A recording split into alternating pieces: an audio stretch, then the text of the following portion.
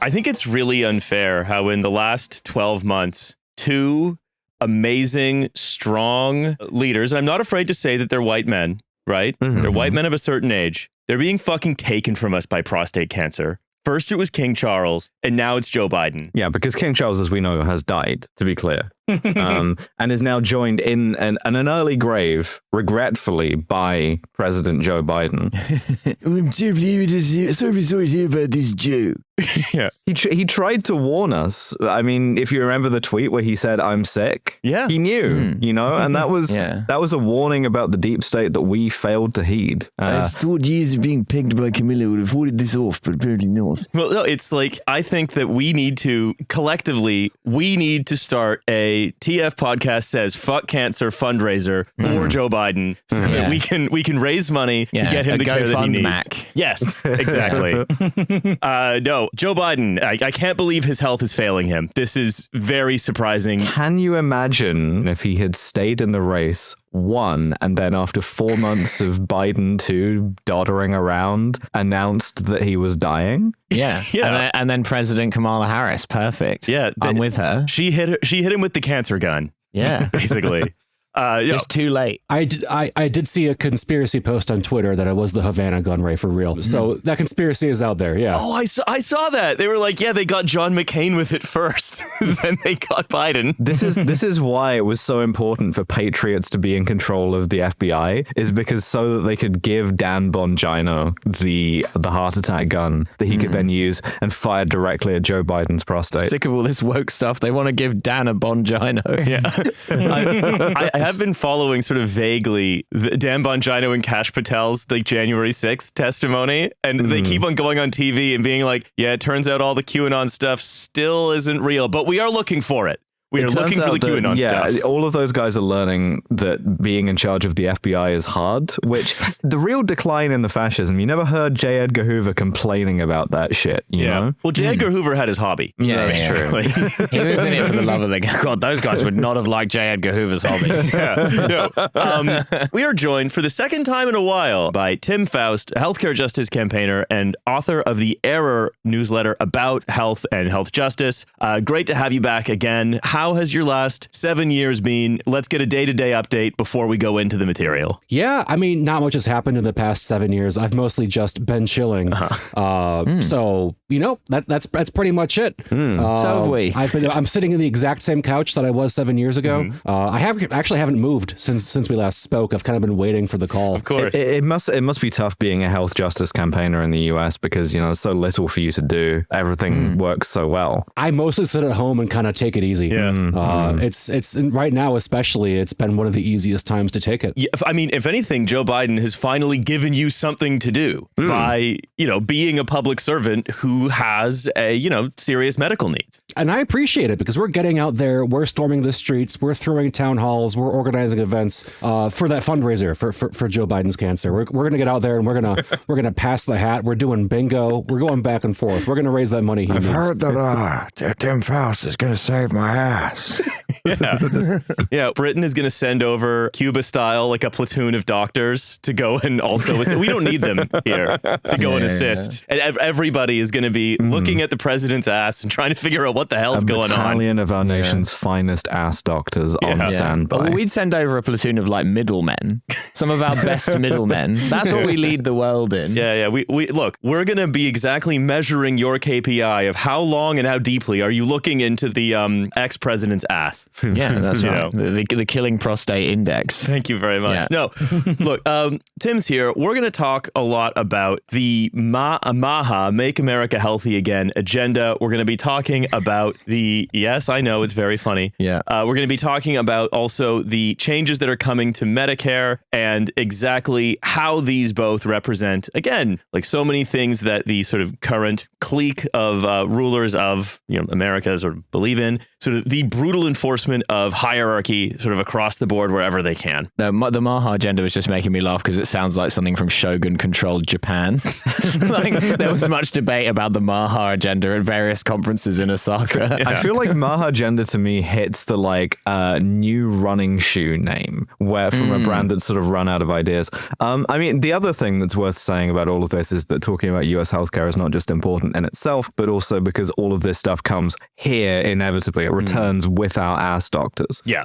Oh yeah, we're overseas foreshadowing for what's going to happen with the NHS. Yeah. If anyone knows how to smuggle something in through the back door, it's our ass doctors. It's impossible to search these people. Yeah. They can get it so far up there. They turn their heads and they cough and nothing. Yeah.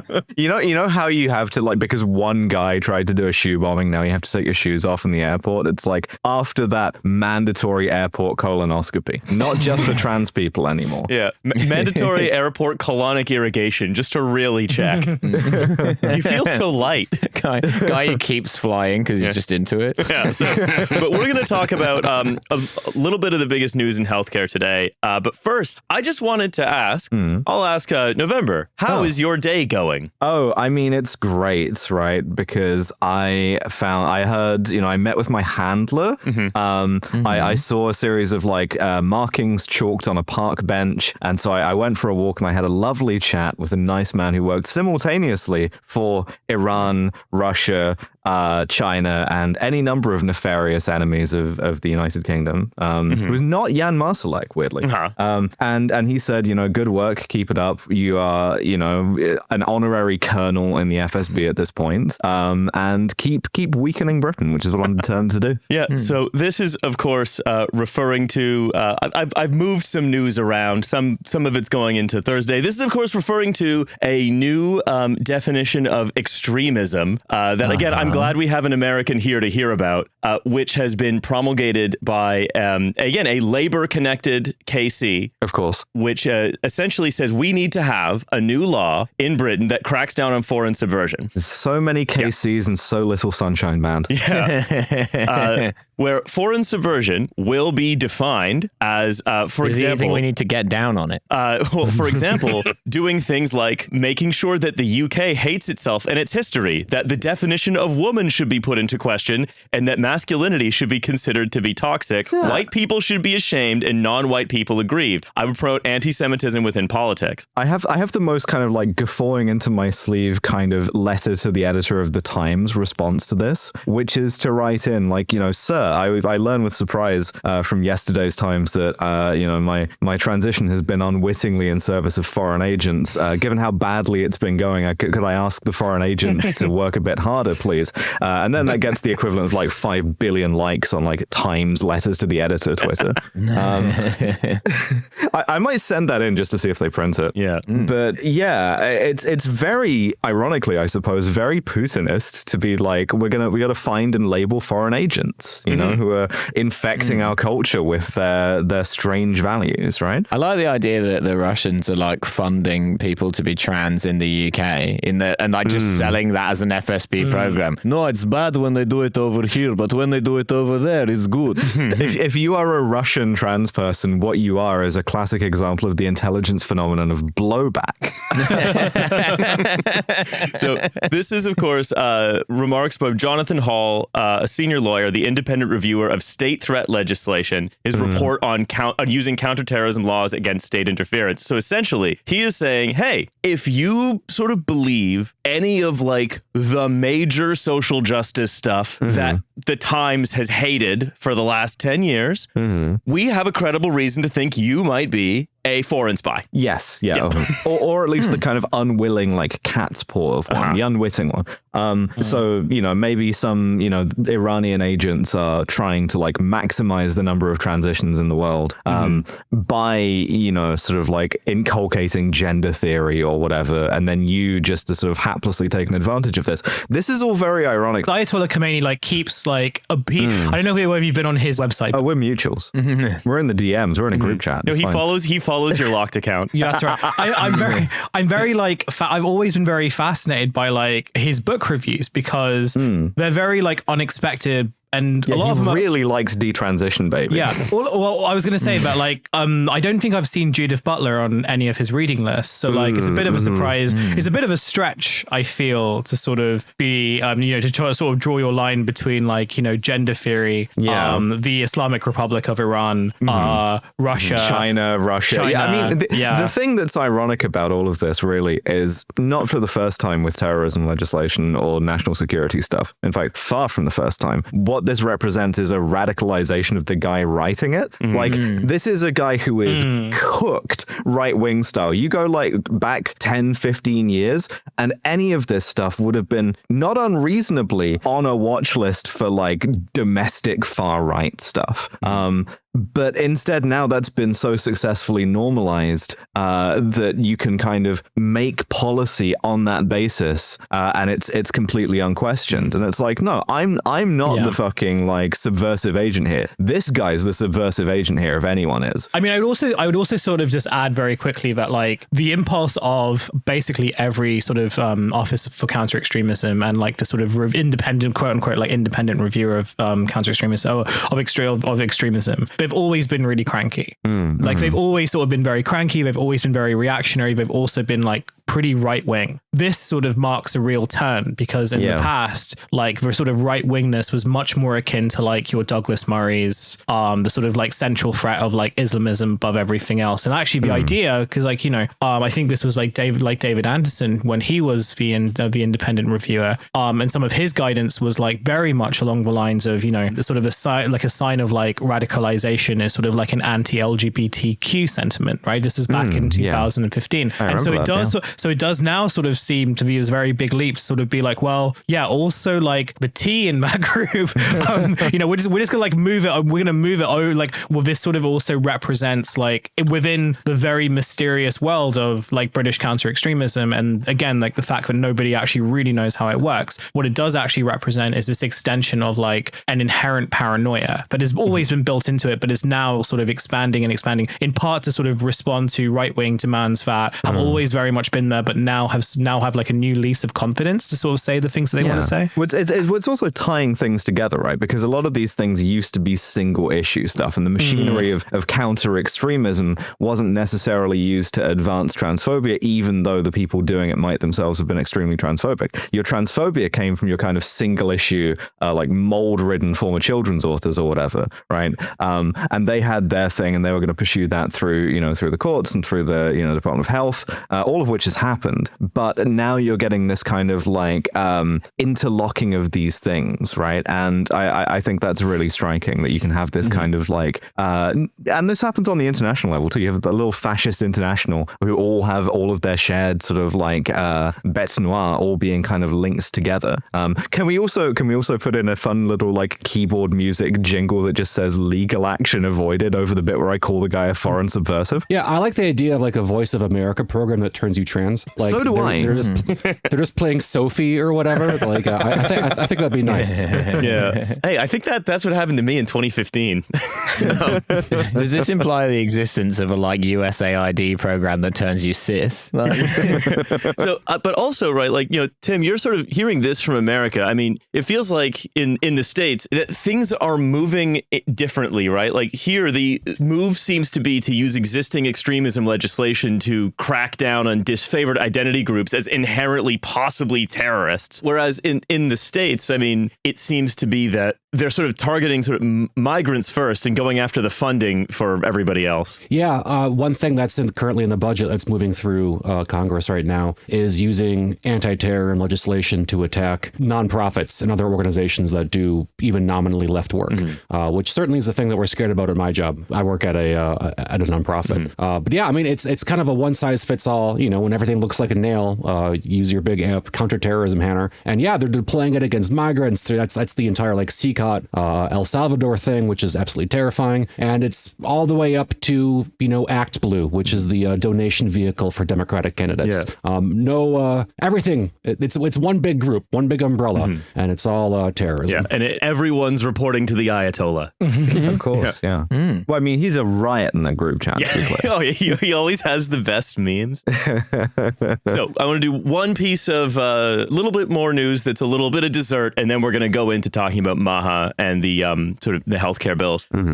So we're going to talk again also about sort of events in the Middle East more broadly, including Trump's visit to the Gulf states and sort of developments in Israel really soon. But I did just want to note before we move on how he's talking about Jelani, because he is channeling. It's like he's hosting the football boys at dinner again. I'm having a great time with this because anytime Trump meets anyone, you spin the wheel of fortune for an adjective. And I wasn't expecting the one that he picked for the new leader of Syria to be attractive. Yeah, because he's tall. Well, yeah, sure. Strong guy, strong past. He was in Al Qaeda. He was in ISIS. That's a strong pass. That is true. I can't argue with Can I him. read this out? Yeah. A young, attractive guy, tough guy, strong past, very strong past fighter. Yeah, it's Yeah, true. he is. He sure was, in the most literal sense. Not in the way that Joe Biden is fighting cancer, but in a much more literal fighting for Al Qaeda type way. Using ISIS-style tactics to fight my cats. Yeah. Guerrilla warfare. Yeah, shooting at my cancer with the gun mounted in the back of a Toyota Hilux. Yeah. But I like to imagine this, right? Like trying to imagine being Jelani, right? Which is you've been fighting like a guerrilla war followed by a war of position in the bloodiest, most intractable conflicts of the 21st century. You've been funded by Russians, Saudis, 5 different U.S. agencies, and It's like being trans. Yeah, you know that you've won when this New York real estate fop walks up to you and says, you have great bone structure. Do you have talent representation? Like, that's how you know you've won. It's fascinating to me how gay Trump is. That's always. I don't think I'm ever going to get over that. Yeah. There's the adage about how, if Hitler had gotten into art school, we wouldn't have had World War II. If Variety magazine had let Trump be a Broadway reviewer, we would not be where we are right now. That's true, though. He loves talent spotting because he keeps doing it. He's just like, I think it would be great. Let's do a Vanity Fair cover with Jelani, the Generals, the football boys, and that's going to be, it's going to break the internet. People are going to love it. Leader is very hot. Yeah. Okay, didn't like Al-Assad. He looked like a Muppet. Okay, I'm just putting it out there. He did look like a Muppet. Head too long, too narrow. Bad bone structure on his side. Jelani, beautifully proportioned. Yeah. He was an optometrist. He should have had a look at himself in the mirror, okay? So the other thing I really want to talk about in the Middle East is something I've been sitting on for a little while, which is that Donald Woobles. I beg your pardon? Donald Woobles. Donald Woobles. Woobles? The inventor of the blanket poncho comforter? Yes. Donald Woobles, an expert in weather who is the paid advisor to Neom for its weather and the effect it will have on the weather. Hot again. There you go. That'll be 50 million euros. Cloudy with a chance of drones. Yeah. Has repeatedly raised the question of how the linear city, ski fields, and islands could change the local environments and weather systems. Das Wetter von Wirbels. You gotta go talk to Donnie Woobs about that. Yeah. It was originally women boobs, but they changed it to German Ellis Islands. Yeah. So he keeps on raising these concerns, which guess what? Don't get listened to by anybody. Well, of course. That the line, if it is ever completed, would basically create an area drier than the Atacama Desert on its other side. It's pretty dry already. I mean, I feel like taking a job at Neom and saying that your practical concerns are not being listened to. It's like taking a job making tea at the Führer bunker and describing the atmosphere as unpleasant. Tense. Yeah. Oh, there's so much yelling always at the Führer bunker. Like, I know the Russians are coming, but we're never going to get anywhere by being at each other's throats. I just really think that the Führer's management style is very oppositional. I think a lot of this is him repressing his personal insecurities about not getting into the art school. Yeah. So he's basically like, hey, all of the carbon that we're intending to save by having the city be very green and having it be in a line and, all this AI shit, we're going to release like 10 times that by the amount of concrete we need to use to build it. And he's not getting listened to. Wouldn't you believe it? Of course. But the real joy here is, of course, Nadim al-Nasser has been fired. because he didn't make the impossible thing happen. Oh no! It was. You remember? Huge mistake of him in hindsight. Yeah. If you remember, he fell out of favor when he couldn't even complete the island, which was just a resort on an island. And MBS was like, "Well, shit, you got to get out of here." It's very funny that he's managed to actually hire a guy who's genuinely incompetent rather than just for the impossible project. Like, because you could have hired a competent guy and you still wouldn't have managed it. But he's actually managed to hire an incompetent guy to do the impossible thing. And also, it's all starting to fall apart. Staff have yet to be paid their 2024 bonuses. Yeah, that's right. Well, I mean, because they've achieved so much.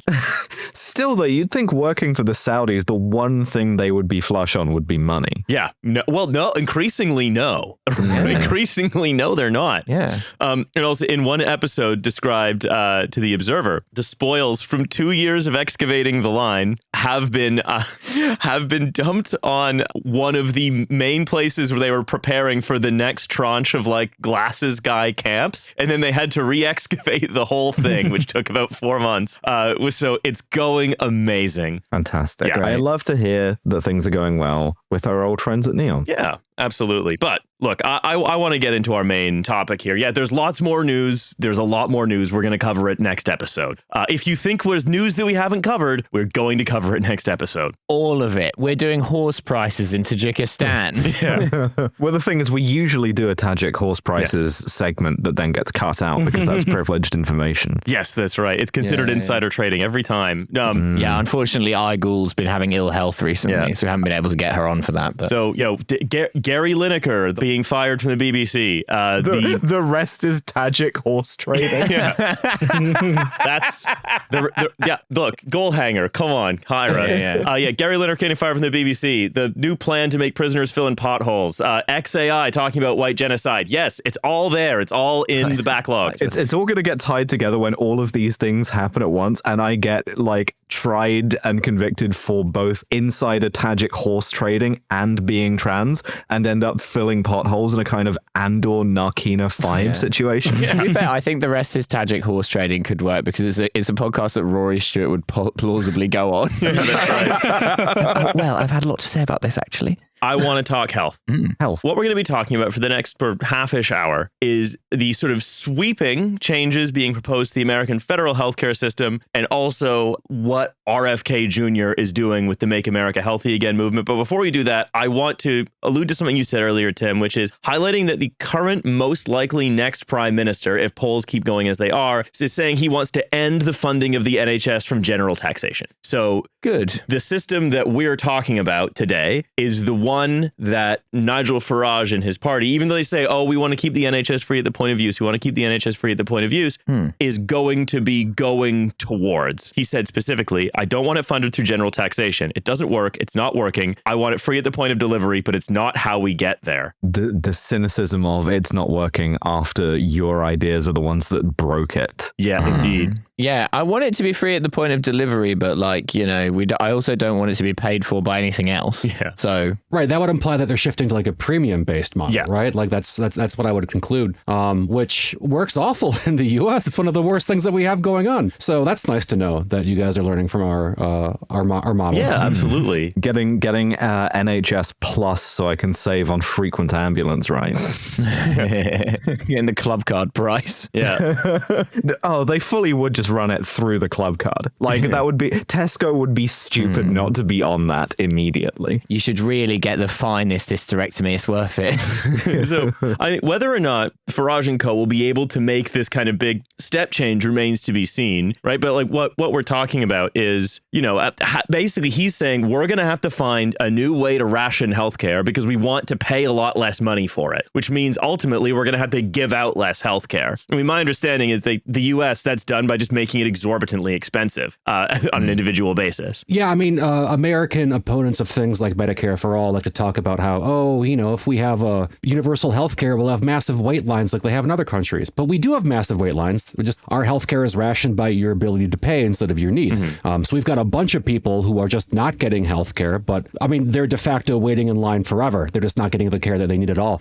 So like when you bring that into account, America does have pretty tremendous wait lines for a lot of procedures across the US. We just don't count it because the people aren't getting care whatsoever. Yeah. But yeah, we ration by ability to pay, which leads to a bunch of pretty strange outcomes, both in how healthcare is provided and delivered and like built across the country. Yeah. And I mean, I think it's not a coincidence that with healthcare rationed this much, I mean, because this is happening in the UK too. I have some examples of like, because we ration by massively underfunding the system and then making people wait a long time for stuff. They do get it eventually, often, not always, but like that's just how we ration. It's the same way we ration train journeys by making them incredibly expensive. Like we ration train journeys the same way Americans ration healthcare. Well, in a sort of musical chairs type way with the train journeys. Yeah. I actually think that the reason that like a lot of the RFK Jr. Make America Healthy Again stuff gets so much traction is that if you want to justify rationing healthcare that much, then a strong belief that, quote, nature should be able to take its course is one that completely supports that idea, right? Like if we don't want to interfere in nature. We don't want to, give people vaccines. We want to swim in a river that is teeming with human shit,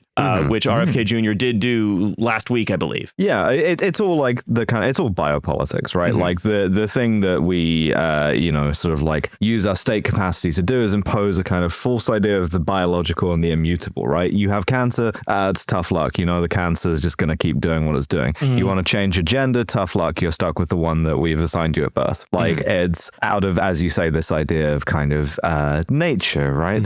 Sure. So you got a couple of things. One of which is that I think it's really easy for people in like healthcare communications and scientific communications in the US to kind of dismiss this thing as like, oh, if we give them more facts, they'll learn the truth. But conspiracy theories don't suffer from a lack of facts. They just have too many facts with like an insane arrangement thereof. And at its core, the entire MAHA movement offers like meaning making or whatever for individuals who, I mean, frankly, accurately assess that their health is shaped by large outside forces kind of beyond their control or whatever, right? Like your ability to receive healthcare, your current healthcare conditions are all shaped by political and structural forces. And we don't want to acknowledge those because changing the way that healthcare is apportioned, changing the political decisions that decide who gets healthcare and who doesn't, threatens people who make a lot of money off the current arrangement. So instead, MAHA kind of deflects that gaze and draws it towards the internal, the controllable, right? The idea that you actually can control all these things that determine your health. There is no external structure. There is no society, so to speak,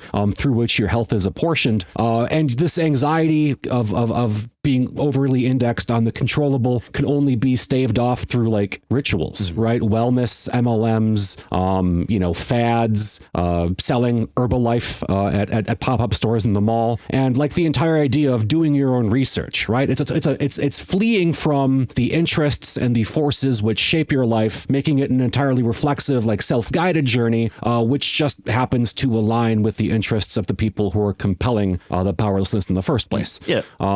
There's a whole lot going on, and you can't fault somebody for looking at the way healthcare is arranged in America, looking at the fact that we have massive diabetes rates because our food is unhealthy, and saying that like they're wacko conspiracy theorists. Like they are in a lot of ways. It's just like their conclusions are nutso, but the input facts in a lot of senses are right. They just get twisted into some weird ass like spirituality thing where all of a sudden you're doing like ear candling and swimming in sewage. Yeah. One of the perfect examples of this is that RFK Jr. is moving to ban certain kinds of food dye, which have been shown to have connections to bad health outcomes. And it's like, yeah, these things in the food system, especially in the US, and hey, over here, now that Starmer's made his amazing trade deal, things in the US, the food system is by and large trying to kill you. It's trying to kill you by getting you like maximizing things like shelf stability, visual appeal, the addiction of hyper sweet treats, all this stuff. Like it's why you have picky eating even,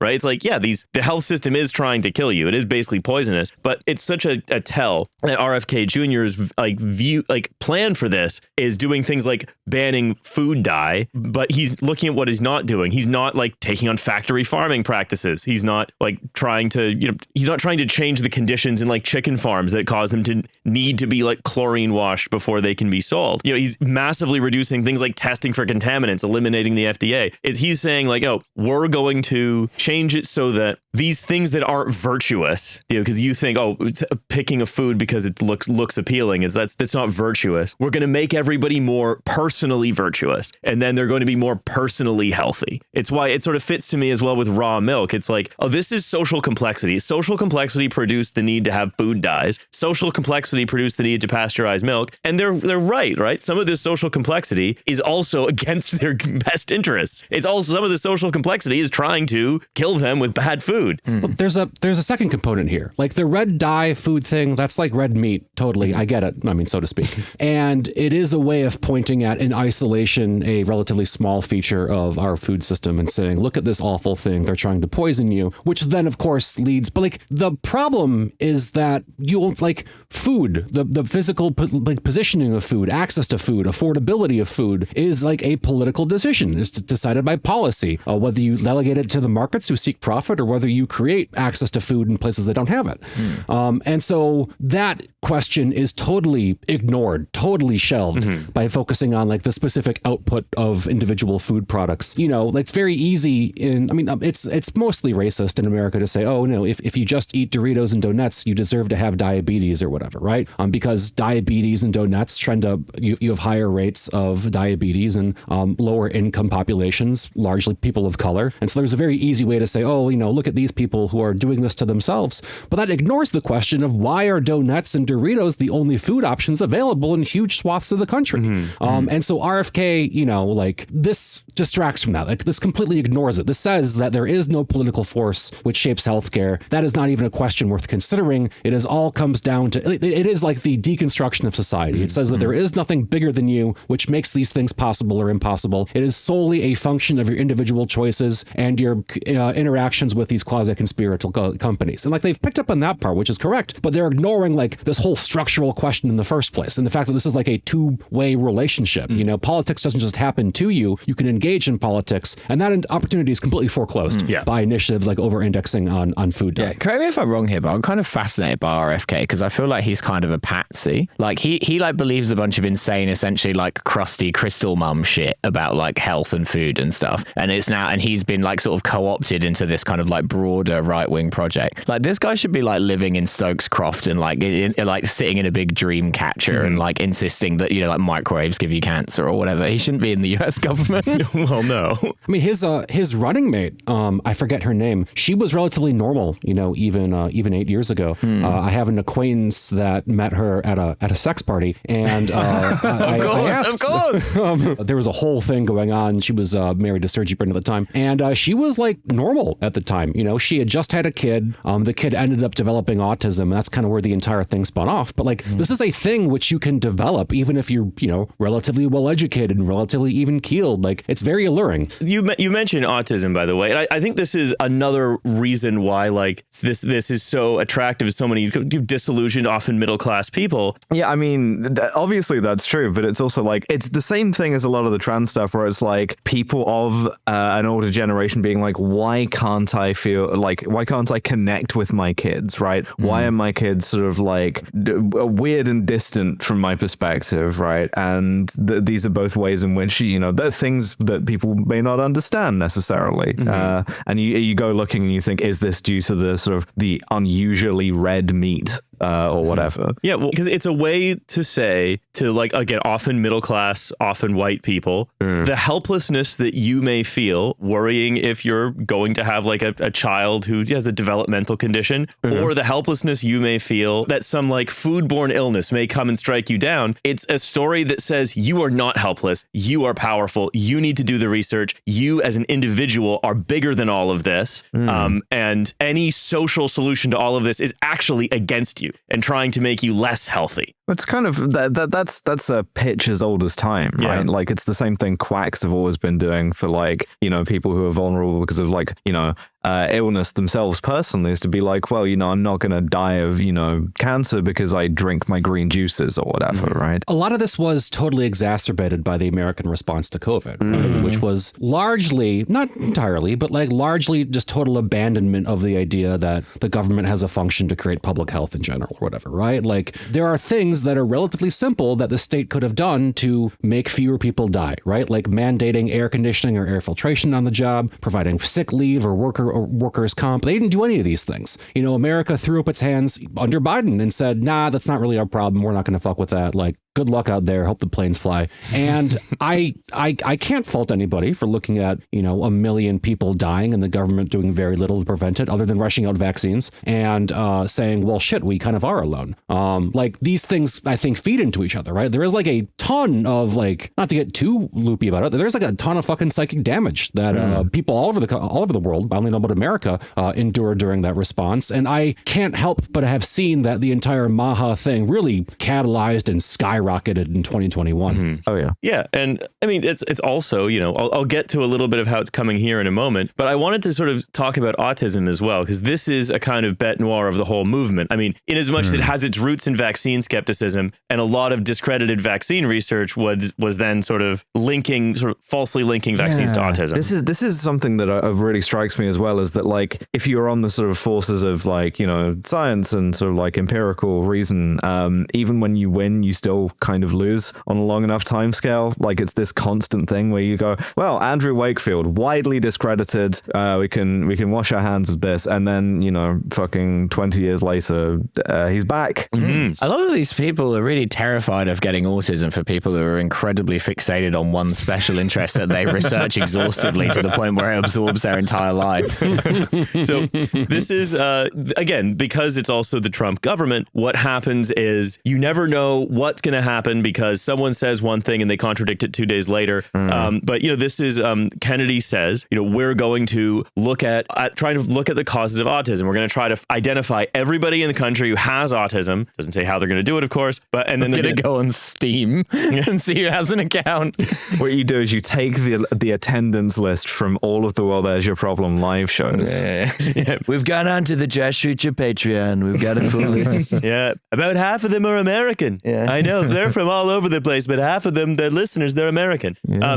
They say, we're going to look at vaccines. We're going to look at everything. Everything's on the table. The food system, the water, the air, different ways of parenting, all the kind of changes that may have triggered this epidemic. Or again, it's like, could it be just that people are like, it's more recognizable that you have a language to describe it. I mean, it's also like, if you think of autism as like a spectrum, if you will, of like different levels of sort of like symptoms and impairment and stuff like that, it's also really striking that with these guys, it tends to separate into one of two things. Thing number one, my kid doesn't like me and plays a lot of video games.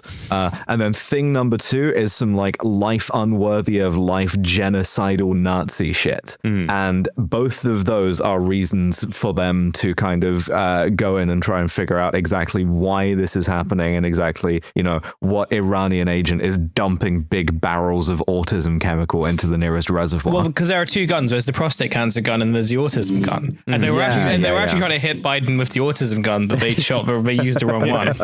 It's funny that I feel like the right wing position on autism is like bifurcated, where like kind of the left wing position on autism, if you like, is like, well, it's the left-handedness graph, right? Where it's sort of, it becomes socially acceptable to diagnose people with autism. So miraculously, whatever percentage of people have autism now have it officially. But then you've got the right in this country, which is kind of like, no one had autism in my day. Your granddad just had a puzzle room and he went non-verbal sometimes at Christmas. It wasn't autism. He was just respecting the troops. He was doing a minute silence on his own. Like, but then there's this new kind of thing where like these guys think that all of the new people who have autism do have autism, really, but also that no one had it before. And this is like a new, like they've all caught it from somewhere, like a miasma, which is a fascinating worldview. Oh, there's also a whole thing here where like autism is, of course, a spectrum. And some people, like everybody, it shapes a lot of people's lives. Some people have autism, which makes it kind of hard to carry on conversations, or they have special interests.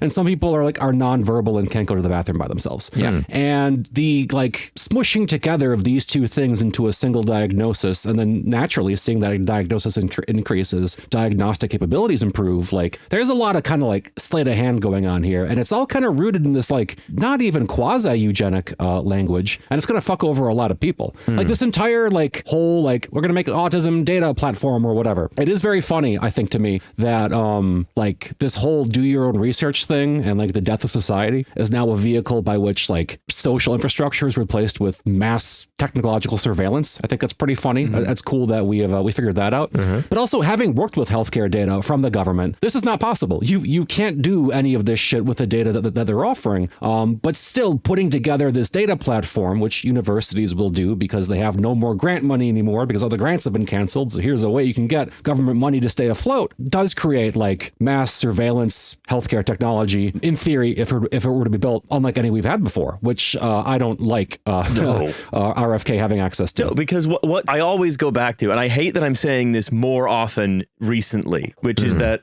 if you are part of a data set, the more people are on that data set, and the more columns that data set has, the more power the person who owns the data set has over you, because they will understand more things about you that you might not understand about yourself, and will be able to make changes that affect your life in ways that you can't predict, but they can, right? It's an enormous force multiplier. You purchase Fallout New Vegas on the Steam store. All of a sudden, there's an unmarked van parked outside your house for like the last 3 days. Yeah, the autism detector van just sort of spinning a radar dish. I was doing a trans detector van, but it's kind of the same van in a lot of cases. If the Autism Licensing Authority knock at your door, do not answer.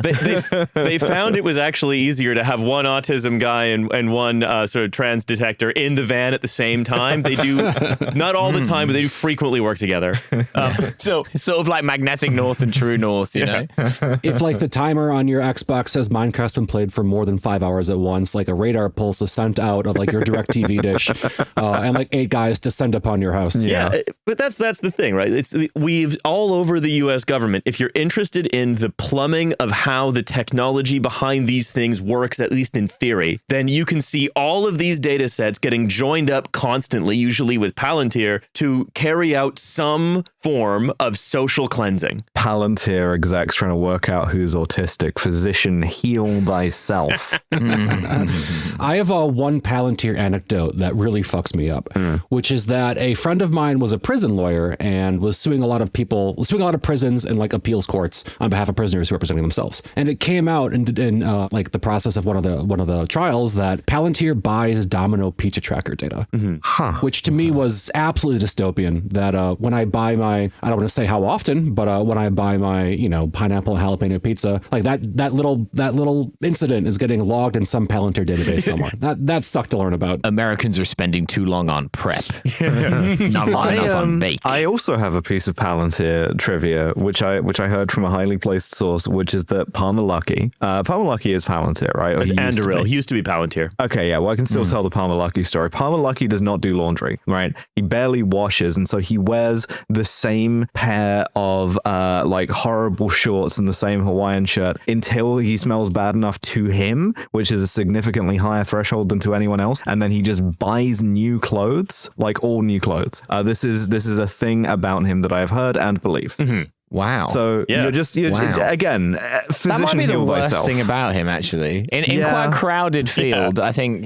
So just the guy who is currently harvesting your Domino's pizza order to try and work out whether you got the pineapples because you're autistic. That guy is wearing like a 4-month-old shirt that he bought fresh. Why are you not showering? Are you like 7? Like what? Like he does have a kind of like overgrown toddler deal going on, Yeah. I should note that pizza tracker data, they're not storing your pizza, they're storing your location. So if you are an undocumented person and you order pizza from Domino's, in theory now they know what address you're at, so they can send ice there, or ice can arrive there. Like it's real fucking dark.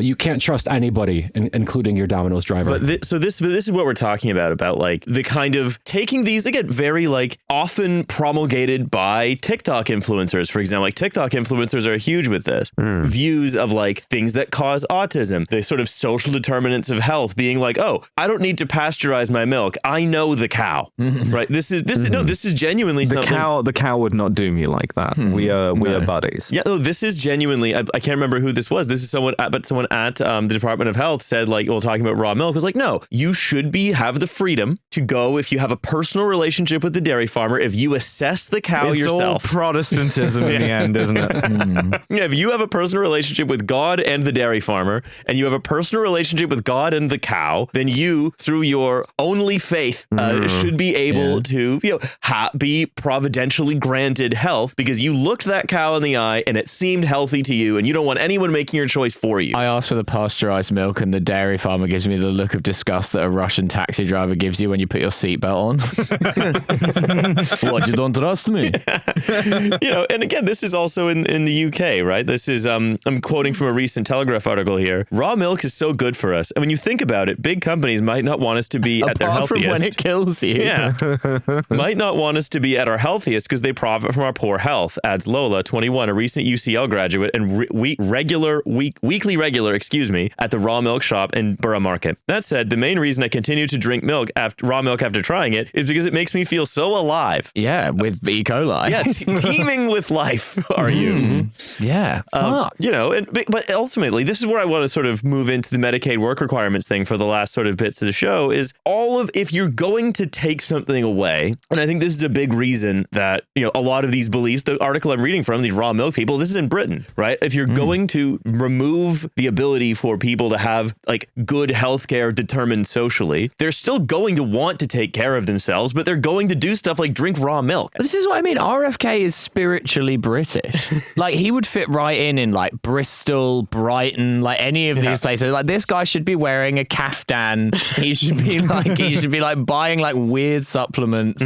So I want to go back to Tim, right? Which is how these things have moved in where like the government has failed to provide healthcare, and the plan seems to be for the government to provide even less in the future, largely like dismantling what's left of Medicaid by imposing universal work requirements on it. Yeah, so we can step into that. Yeah. It's like the first, this is always what it comes down to, but Medicaid, cuts to Medicaid, they just wrote down $715 billion cuts to Medicaid over the next 10 years, plus another, I want to say 200 billion cuts to the ACA. That is all in service of a wealth transfer. Like that's ultimately what it comes down to, right? It is a transfer of wealth from low-income people who now will receive an average of $1,200 less in benefits to the top, 20% who now receive an extra $6,000 in tax rebates. That's what this is all in service of. It's always what it has been in service of. But Medicaid, which in America is the program for low-income people and people with disabilities, was expanded under the Affordable Care Act in 2011 to cover anybody under 138% of the federal poverty line. It used to be that states could set their own requirements, like you needed to be disabled or pregnant or blind or whatever. Under Obama, they expanded it to this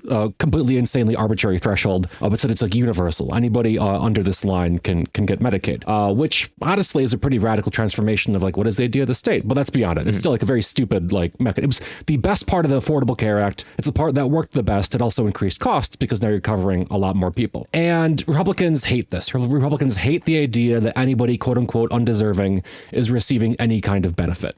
That's like the red meat they threw around to everybody. And despite the fact that like literally 3/4 of Americans like Medicaid, including 2/3 of conservatives, this notion that like some people are getting away with it and getting healthcare they don't deserve is the thing they hold up as like a kind of like smoke bomb to distract people from the own suffering that's being thrust upon them. So one of the major cuts that creates the $715 billion package is the introduction of mandatory work requirements for all Medicaid recipients who are in that expansion population, which means that you got to report at least 80 hours a month of work, full-time school, or quote unquote community engagement, which means that you have to fill out a fucking form every month to report that. And there's a bunch of shit wrong with that. One, states don't create the infrastructure we've seen to make that reporting easy or simple. The guy in Georgia who is the face of Georgia's work requirements program was kicked off his own insurance twice because they kept fucking changing the forms on him, and he had to like call the government to get it fixed because he was like the poster child. But Two, it creates a massive administrative burden. You know, it's a penalty for losing your job. If you're trying to figure out how to pay rent, filling out another, 5 pages or whatever on the internet, assuming you have access to the internet, is a pretty meaningful burden. And we know that during Medicaid unwinding, which is when folks lost Medicaid after de-eligibility was frozen during COVID, 70% of people who lost Medicaid in the past 4 years lost Medicaid for like paperwork or administrative reasons. So even though, quote unquote, only 3% of Medicaid recipients aren't working, usually this means that they have like an undiagnosed disability or a non-qualifying disability, or they're just going through shit. You churn millions. I think it's an average estimated 13.7 million people will lose insurance under this cut. I think of whom 9 million lose it under Medicaid work requirements. It is like a massive and debilitating blow to American public health and to Medicaid as like social infrastructure. I mean, this is like we've been talking about very similar changes, and I think it's worth bringing these up in the same breath as the imposition of work requirements on Medicaid and the creation of enormous administrative barriers to people actually claiming the benefits to which they may be entitled. It's like it's happening absolutely in the UK. It's just directed via disability benefits. Like it was cuts and cuts and cuts to disability benefits, expanding work requirements, expanding the requirement to document if you can't work, tightening up the definition of what it means to not be able to work. Again, this is where the state looks to close the fiscal gap that it perceives itself to have. Yes. And I mean, disability eligibility is already a big fucking nightmare in the US too. I got a buddy who's got muscular dystrophy, which his body's allergic to itself. He weighs 90 pounds. He uses a wheelchair. He can't move his hands. Like he's very obviously, very visibly disabled. And every single month he has to fill out a form so a nurse can come to his house and like look at him and say, yup, still disabled, so that he qualifies to receive home health care. You already have to jump through a bunch of fucking hoops to qualify for disability in the first place. Only 1/3 of people with disabilities on Medicaid like receive disability benefits specifically. It's a fucking insane process, which exists because people with disabilities are a lot more expensive to take care of. So the more roadblocks you put in place to get them qualified as a person with a disability, the less you got to pay out in disability benefits and disability health care. It's transfer of wealth. It's a transfer of wealth. And again, it's like if you wanted, I think it's so easy to see how these two things clip together, right? Which is if you want to totally shift the burden of healthcare onto the individual. And if you want to say like, well, oh, you have muscular dystrophy. Actually, that's food dye, right? What you deserve it because you had the wrong food dyes, or you weren't parented properly, or you were on antidepressants, or you breathed in fumes from like you paint that you used in your house. Your milk wasn't raw enough. Yeah, your milk was pasteurized. You weren't being given energy by your milk. It's a way of saying all of this is saying the same thing, which is if you're not rich enough to have other people take care of you, or you're not genetically lucky enough to not need to be taken care of for a while, fuck you. Basically, there's another Medicaid cut which hasn't gotten any press, which I think is like even more chilling, which is that So Medicaid is administered by states. So Medicaid programs can look very different from state to state. And the Medicaid cuts call for any state which expands its own Medicaid program with its own money to undocumented people to lose 10% of their federal funding, which is billions and billions and billions of dollars, right? In my small, pretty dinky state of 5 million people, we receive $6.6 billion from the government every year from Medicaid. So if we were covering undocumented people,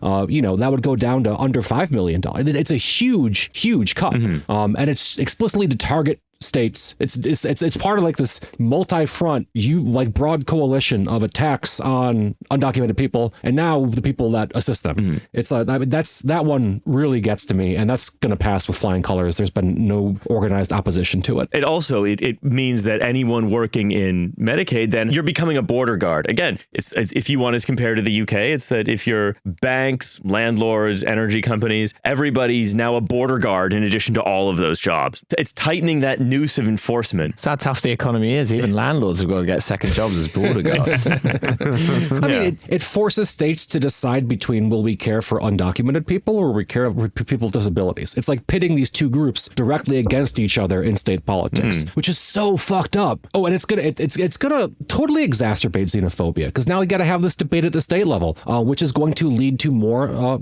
fucking deportations to CCOT. It's a really bad policy that hasn't gotten really any airtime. Yeah, I mean, when I look at the way that both the UK and US are transforming healthcare and the way that the UK seems to want to, especially with what Wes Streeting is going to do as health secretary, what Nigel Farage is likely to do as prime minister, in addition to attacking specific types of care, specifically like anything gender affirming is just totally under attack by everybody, and it has been for a while. There's also like the broader front against all types of healthcare being received by, anybody, who isn't, paying for it privately or whatever. You see both of these things going the same direction. They may be taking some different roads there, but they absolutely share the same commitments. I mean, again, I'm being explicit about this. The Starmer government shares roughly the same commitments as the Trump government. Like in regards to healthcare, there's not that much between them.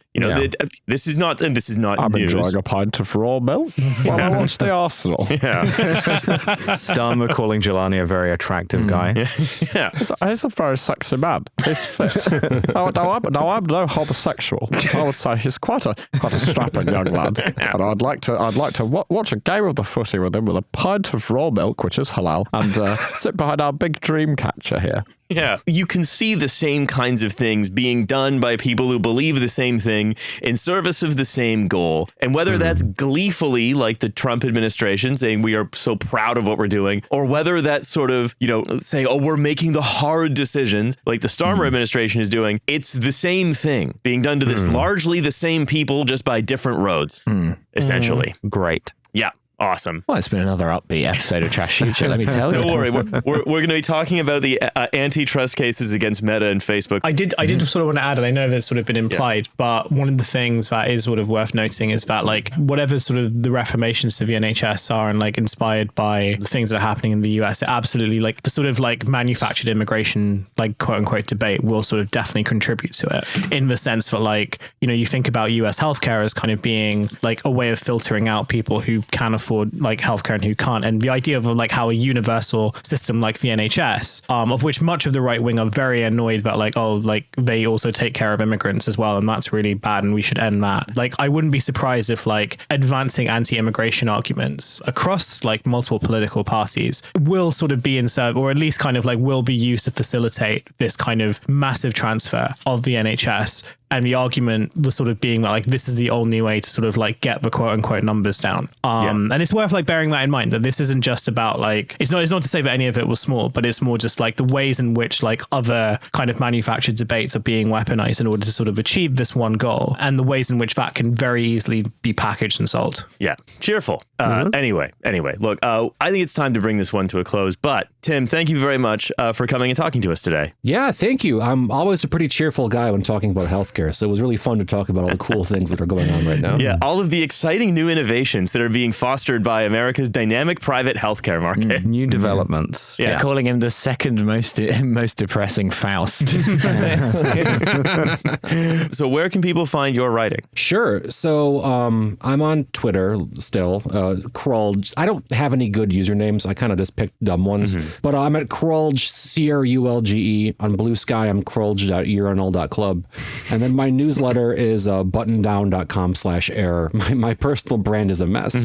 But I write infrequently about healthcare policy in the U.S. I do a lot of healthcare writing and organizing like for my day job. But I am going to put something out about these Medicaid cuts in a broader context, I think, this week or next when I get time. But yeah, also, if you're interested in reading like really good analysis of the entire MAHA thing within like a socio-political lens or whatever, there's this writer, Abby Cardis, whose work I absolutely love. And she is also a friend of mine who has a button down as well, who has, I think, done the best writing on MAHA of anybody that I've read. So if you want to learn more about that and like kind of the medical philosophical underpinnings of it, I recommend that. Well, perfect. Yeah. Anyway, live shows. Yes. 20 Trash Future, 21st of June. Tickets remain on sale. They're going fast. Tickets for the TF Edinburgh live show are also on sale fully now. They're also going pretty fast. The pre-sale to $10 patrons sold out, and there's about 30% of the tickets have gone for the regular sale. That'll be a link in the description. Also, me, stand-up tour, Kilkenny, 31st of May to the 1st of June, Dublin, 2nd of June, Cork, 3rd of June, Belfast, 5th of of June, Bristol 14th of June, and I'm doing Whips in London 10th and 24th of June, and also Newcastle 30th of June, and then Edinburgh Fringe after that. MILOALERT.co.uk/live-shows. Please attend. Bristol's Irish now. Bristol's Irish? Yeah, you're doing Ireland tour, capping it off in Bristol. Yeah, I'm expanding. The classic place. I'm so Irish Republican that I'm expanding Ireland east. Yes, that's right. Yeah. Anyway, 72 county Ireland. Let's anyway, go. all of that being said, then I think we will remind you there's a Patreon. There's a $5, £4.50 now. It's the same thing. Yeah. It will cost you $5 if you're American. There is a premium episode that will come out later this week where we will be discussing the various raw, unpasteurized, the raw unpasteurized antitrust trials with Google and Meta, and trying to hit some of the news items we missed this week. So we will see you there. Bye, everybody. Bye. Bye. Bye.